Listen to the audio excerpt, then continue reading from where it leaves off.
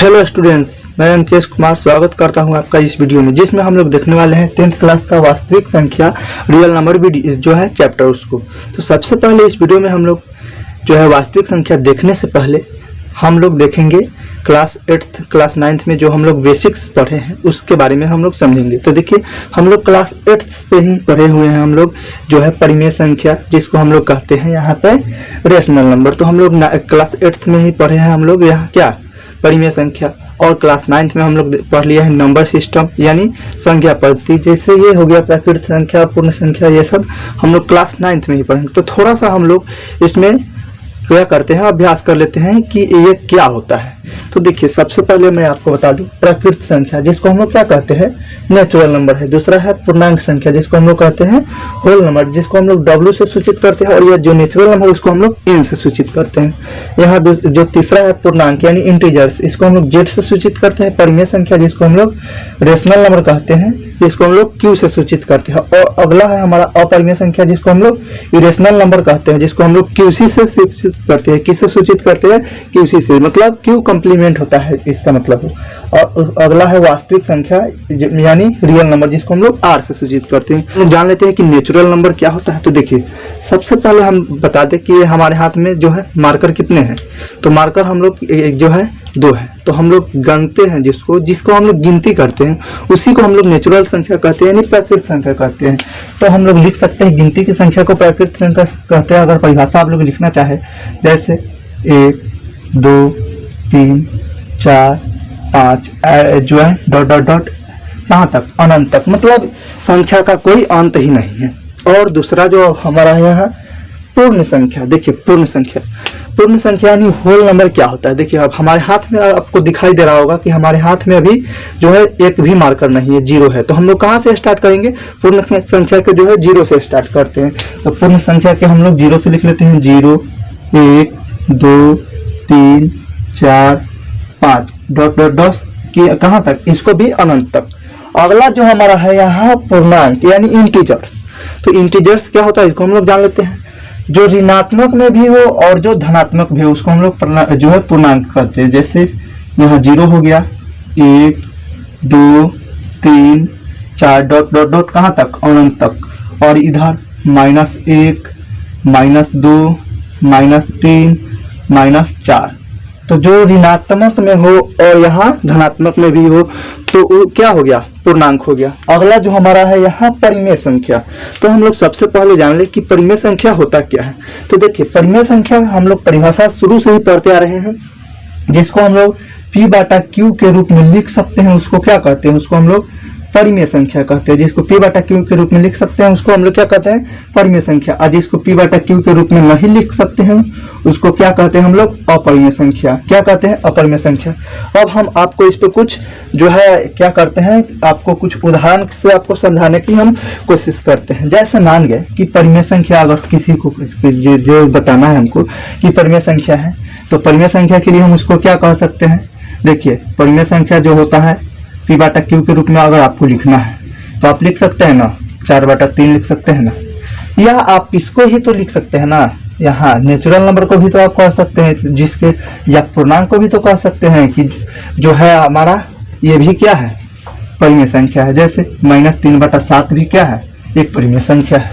-7/9 क्या है, ये भी एक परिमेय संख्या। तो ये सारे क्या है, परिमेय संख्या है। अब हम लोग देखते हैं कि परिमेय संख्या जो है, मान गए कि परिमेय संख्या में जो है, अगर आप लोग जानते होंगे कि परिमेय संख्या अगर जैसे हमारे पास 2 है मार्कर, यहाँ किसी के पास 3 मार्कर है, और मान लेते हैं चॉकलेट की ही बात हम लोग कर लेते हैं कि किसी के पास 2 चॉकलेट है और किसी के पास 3 चॉकलेट है, और किसी के पास 2.5 भी तो हो सकता है, मतलब उसका आधा तो हो सकता है।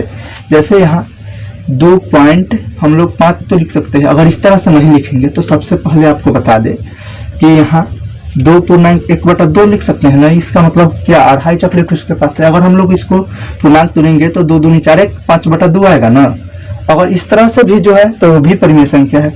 और अगर हम लोग आगे इसको देखेंगे तो अगर भागा देंगे तो क्या हो जाएगा, 2 दूनी 4, तो 2.5 जो है दशमलव में भी जो है वो भी क्या है, परिमेय संख्या है। अगर आप लोग यहाँ देखते हैं तो 8.469384 ये जो भी है अभी परिमेय संख्या है। और हम लोग जान लें कि अपरिमेय क्या होता है, तो अपरिमेय जान लेते हैं। देखिए, पाई जो है एक अपरिमेय संख्या है।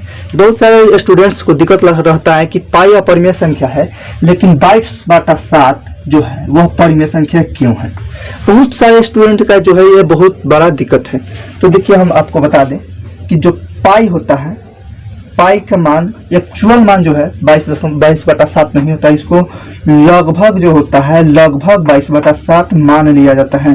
तो इसलिए इसका जो है परिमेय संख्या हम लोग कहते हैं 22/7 को, लेकिन पाई एक अपरिमेय संख्या है। देखिए बहुत सारे स्टूडेंट्स को यह बहुत बड़ा दिक्कत रहता है कि पाई को, देखिए सर हम लोग कहते हैं कि सर पाई जो होता है हमारा अपरिमेय है, लेकिन 22/7 को हम लोग परिमेय क्यों कहते हैं।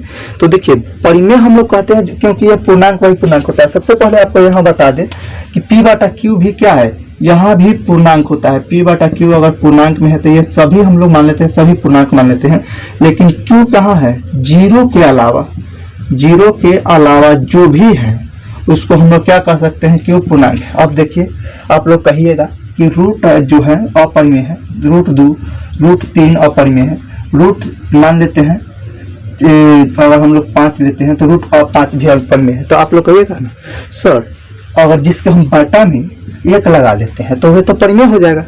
लेकिन आपको बता दें यहाँ पे देखिए, यहाँ आप तो बटा में 1 लगा दिए तो ये तो आपका जो हो गया पूर्णांक है, हम मान लेते हैं कि ये पूर्णांक है, लेकिन जो √2 है वह पूर्णांक है क्या। आप लोग यहाँ ध्यान दीजिए, जो √2 है वह पूर्णांक नहीं है, क्योंकि यहाँ पूर्णांक देखिए -4 है, -3 है, यहाँ कोई भी है रूट में, कोई भी रूट में नहीं है, तो इसलिए यह अपरिमेय संख्या है। समझ में आया आप लोग को। तो यहाँ जो हम आपको बताना चाह रहे थे कि यहाँ पूर्णांक भी होना चाहिए और यहाँ भी पूर्णांक होना चाहिए, उसको हम लोग क्या कहते हैं, वही परिमेय होता है। अब हम लोग जान लेते हैं कि यहाँ जो हमारा है वास्तविक संख्या क्या होता है। तो वास्तविक संख्या हम लोग जान लेते हैं किसे कहते हैं, जो भी परिमेय संख्या है और अपरिमेय संख्या से मिलने वाले जो भी संख्या है, जो सम्मिलित होकर जो भी संख्या है, वास्तविक जो संख्या है उसको हम लोग कहते हैं। जो परिमेय संख्या हो और अपरिमेय संख्या हो उसको हम लोग क्या कहेंगे, उसको वास्तविक संख्या कहेंगे। तो चलिए इसके आगे हम लोग जानते हैं कि यूक्लिड विभाजन प्रमेय का क्या। चलिए दोस्तों, तो अब हम लोग देखते हैं यूक्लिड विभाजन प्रमेय क्या। तो देखिए दोस्तों, यूक्लिड विभाजन प्रमेय का देखने से पहले सबसे पहले हम लोग जो है कुछ भाग को देख लेते हैं, क्योंकि इसी से हमारा जो है यूक्लिड विभाजन प्रमेय को सिद्ध करेंगे। तो सबसे पहले आप क्या करते हैं, यहाँ जो भाग है सबसे पहले इसको भाग दीजिए। तो 7 के पहला पढ़िए, 7 का 7, 7 दूनी 14, 7 या 21, तो क्या हुआ 21 हमारा जो आ गया यहाँ, 4 में से 1 घटा, 3 बचा, यहाँ 0 जो हो गया है हमारा, यहाँ शेष बच गया। तो अब इसमें हम क्या करेंगे, जो हमारा जो 24 है, 24 बराबर क्या करेंगे, हम यहाँ क्या किए हैं 7 गुने 3 प्लस यहाँ हमारा जो 3 आया शेष फल आया। फिर अगला हम करेंगे तो 5 तिया 15 किए, हमारा जो 1 आया ये हमारा शेष बच गया जो। तो यहाँ क्या किए हम 16, यहाँ सबसे पहले आप करेंगे क्या 16 बराबर 5 गुने 3 प्लस 1। आप लोग कह रहे होंगे कि अभी ये क्या हो रहा है, थोड़ा देर के बाद ही आपको समझ में आ जाएगा। तो देखिए यहाँ अगला है 4 से देना है 24, जो है हमारा 24 में भागा, तो 4 छक 24 होता है, तो 24 हम यहाँ कर देते हैं तो हमारा 0 आ गया। तो हम क्या किए 24 बराबर 4 गुने 6 प्लस 0। अगला जो है हमारा यहाँ 6 है और 5 है। तो आप यहाँ पे जो है कंफ्यूज हो जाते हैं, कहते हैं कि यहाँ जो बड़ा है पहले है और छोटा जो है बीच में है, तो इस तरह से कैसे भाग देगा। तो बिल्कुल भाग दिया जाएगा, कैसे हम चलिए आपको बताते हैं। लेकिन आप लोग देखिए यहाँ डर जाते हैं, क्या करते हैं, डर जाते हैं कि हम लोग भाग इसको कैसे दे सकते हैं। तो चलिए बताते हैं। देखिए यहाँ आप लोग 6 का जो है टेबल पढ़े होंगे, 6 1 जा 6, 6 2 जा 12, इस तरह आप लोग जो है इस तरह आप लोग नीचे तक आते होंगे। लेकिन अगर आप उससे ऊपर जो गए होंगे 6 गुने 0 किए होंगे तो आपका जो आया होगा वह 0 आया होगा। आप वहाँ अगर पीछे जाते तो आपको समझ में आता। अगर 6 को हम 0 से गुना करते हैं तो हमारा क्या आता है, 6 को अगर 0 से गुना करेंगे तो हमारा 0 आएगा, और जो हमारा जो 5 में से अगर 0 घटाएंगे तो हमारा 5 ही जो है शेष बच जाएगा। और इसको अगर हम करेंगे 5 बराबर 6 गुने 0 प्लस हमारा जो आ गया शेष 5। अब आप लोग को यहाँ कुछ ना कुछ समझ में आ गया होगा कि हम लोग को इसी टाइप से जो है यूक्लिड विभाजन प्रमेयिका बनाना है। आपको यहाँ समझा देते हैं कि ये कौन क्या क्या होता है। तो देखिए, इसको हम लोग कहते हैं भाजक। क्या कहते हैं? भाजक। इसको कहते हैं भाज्य, भाज्य कहते हैं। इसको कहते हैं हम लोग भागफल। क्या कहते हैं? भागफल। इसको कहते हैं हम लोग शेषफल, शेषफल। आपको यहाँ तक समझ में आ गया होगा। तो हम लोग भाजक को कहते हैं क्या? यहाँ भाजक को कहते हैं बी, भाज्य को कहते हैं ए। क्या कहते हैं? ए। और इसको भागफल को कहते हैं क्यू। आपको यहाँ ए कहते हैं, भाज्य को ए, भागफल को क्यू। और यहाँ शेषफल को हम लोग आर यानी रिमाइंडर कहते हैं। तो यहाँ आपको यहीं से आपको यूक्लिड विभाजन प्रमेयिका का सूत्र प्राप्त होता है। देखिए, आपको यहाँ आप जो है बचपन में ही पढ़े होंगे, भाज्य बराबर, भाज्य बराबर भाजक, भाजक गुने भागफल, भागफल प्लस शेषफल, शेषफल। तो यहीं से तो हमारा यूक्लिड विभाजन का जो सूत्र प्राप्त हो जाएगा। यहाँ क्या है? भाज्य। तो भाज्य को हम लोग क्या कहते हैं? ए कहते हैं। ए बराबर यहाँ भाजक को क्या कहते हैं? बी गुने यहाँ भागफल को क्यू प्लस शेषफल को आर। तो यहीं से तो हमारा भागफल जो भाजक सूत्र जो हमारा यहाँ यूक्लिड विभाजन प्रमेयिका का सूत्र यहाँ हम आपको लिख देते हैं, ए बराबर बी क्यू प्लस आर। यहाँ भी आप देख सकते हैं, भाज्य को ए कहते हैं, भाजक को बी कहते हैं, भागफल को क्यू कहते हैं और शेषफल को आर कहते हैं। लेकिन जो है हमारा यूक्लिड विभाजन प्रमेयिका में जो सूत्र हम लिखते हैं उसमें हम लोग को दो चीज के ध्यान रखता है। आपको यहाँ देखिए, जो है आर हर समय बड़ा होगा किससे? आर जो होगा हमेशा हर समय बड़ा होगा किससे? तो बी से। यहाँ देख सकते हैं आप लोग, यहाँ जो आर है रिमाइंडर है हमारा, यहाँ भी देख सकते हैं जो आर है रिमाइंडर है वो हर समय छोटा रह रहा है हमारा यहाँ किससे? बी से। यहाँ बी जो हम लोग माने हैं, भाजक जिसको माने हैं, वह शेषफल से हमेशा बड़ा रहेगा ना। उसके अलावा भी हमको यहाँ 0 के बड़ा या बराबर क्या होगा? आर। जब यहाँ हमारा जो आर है उससे बड़ा या बराबर क्या होगा? जो आर है हमारा 0 भी हो सकता है कभी कभी और 0 से बड़ा भी हो सकता है। तो वो हमारा रिमाइंडर, अगर दोनों को हम यहाँ मिला देते हैं, सम्मिलित कर देते हैं, तो यहीं पे हमारा जो बन जाता है 0 से बड़ा या बराबर होना चाहिए आर, लेकिन आर से बराबर होना चाहिए बी।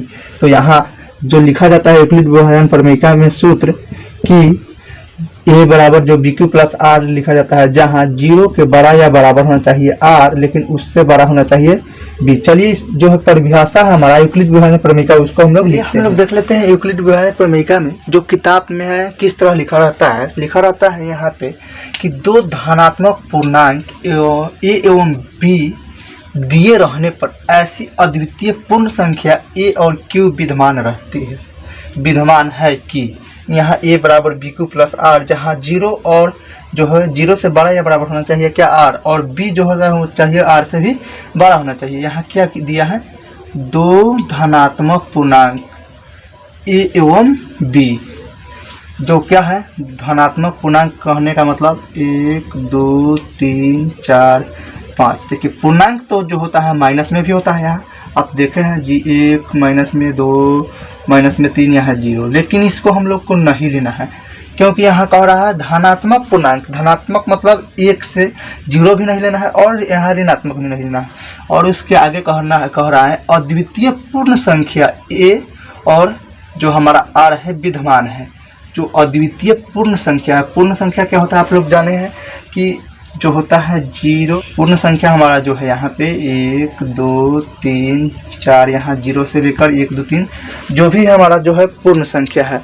तो जो पूर्ण संख्या है उसी प्रकार से हमारा जो है आर हो सकता है, हमारा जो पूर्ण हो सकता है, जो पूर्ण है आर हमारा हो सकता है। यहाँ पे आपको जो छोटी बड़ी का यहाँ बस जिक्र नहीं किया गया है कि जैसे हम यहाँ 7 में 3 से जो है भागा कर सकते हैं। यहाँ जो एग्जांपल हम लोग दे सकते हैं, 3 में हम लोग 4 से कर सकते हैं, क्योंकि यहाँ छोटा बड़ा का जो है जिक्र नहीं किया है।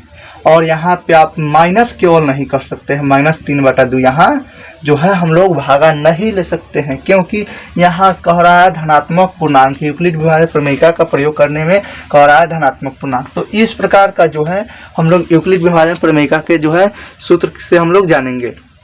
अब इसके आगे हम लोग देखेंगे अगले वीडियो में। तो आज के लिए इतना ही। जय हिंद।